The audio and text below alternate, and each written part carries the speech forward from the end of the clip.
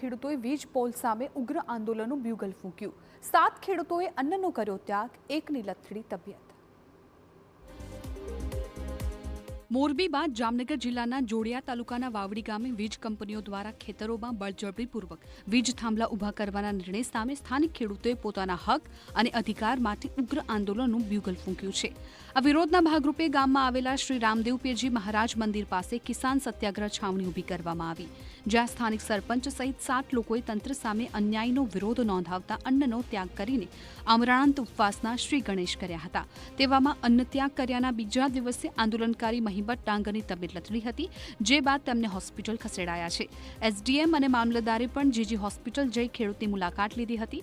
ખેડૂતોનો આક્ષેપ છે કે વીજ કંપની મનમાની કરી રહી છે અને ખેડૂતોને યોગ્ય વળતર આપ્યા વગર તેમના ખેતરમાં બળજબરીપૂર્વક વીજપોલ પસાર કરી રહી છે।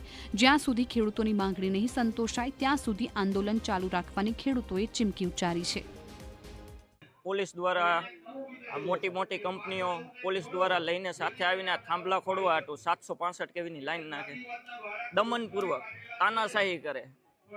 આખા ગામને, અમારા ગામને ડિટેન કરેલું હતું। પરમ દિવસની વાત છે, આખા ગામને ડિટેન કરેલું। કોઈ પણ છોકરા વિડીયો ઉતારતા તો વિડીયો ઉતારવાની મનાઈ કરતા હતા।